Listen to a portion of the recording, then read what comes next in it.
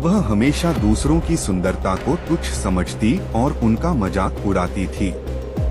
एक दिन एक बूढ़ी महिला राजमहल में आई और उसने राजकुमारी से पानी मांगा। राजकुमारी ने उस महिला को देखकर ठहाके लगाते हुए कहा, इतनी क्रूर, क्या तुम्हारे पास पानी खरीदने की भी ताकत नहीं है? वह बूढ़ी महिला कोई और नहीं बल्कि एक शक्तिशाली जादूगरनी थी जो गरीबों की मदद करने के लिए बदलकर आई थी। राजकुमारी का मजाक सुनकर जादूगरनी बहुत क्रोधित हुई और उसने कहा, तुम्हारे इस अभिमान ने तुम्हें अंधा बना दिया है।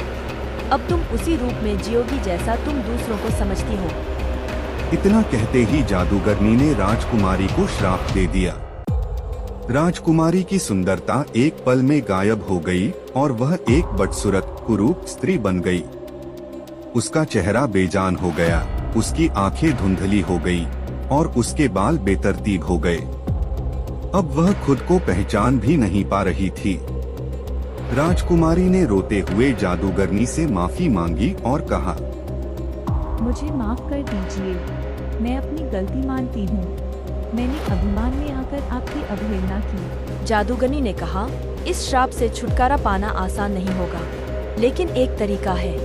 जब तक तुम अपने हृदय में दूसरों के लिए सच्चा प्रेम और सम्मान नहीं लाओगी और अपने कार्यों से यह सिद्ध नहीं करोगी, तब तक तुम्हारी सुंदरता वापस नहीं आएगी। राजकुमारी ने ठान लिया कि वह अपने अभिमान को छोड़कर लोगों की मदद करेगी और सच्चे दिल से सबका सम्मान करेगी। अगले दिन से ही उसने राजमहल छोड़ दिया और गांव में रहने लगी।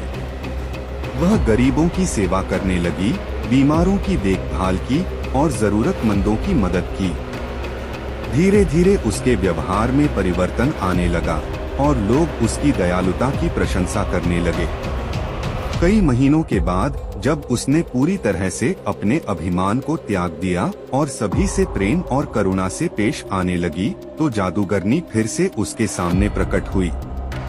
उसने कहा, तुमने सच्चे हृदय से अपनी गलती सुधारी है।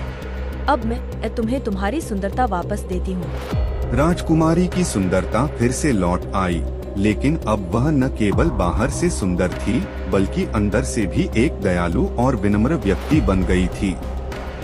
शिक्षा: इस कहानी से हमें यह सीख मिलती है कि बाहरी सुंदरता का कोई मूल्य नहीं होता यदि हमारे दिल में अभिमान और दूसरों के प्रति अनादर हो। असली सुंदरता सच्चे दिल और विनम्रता में होती है।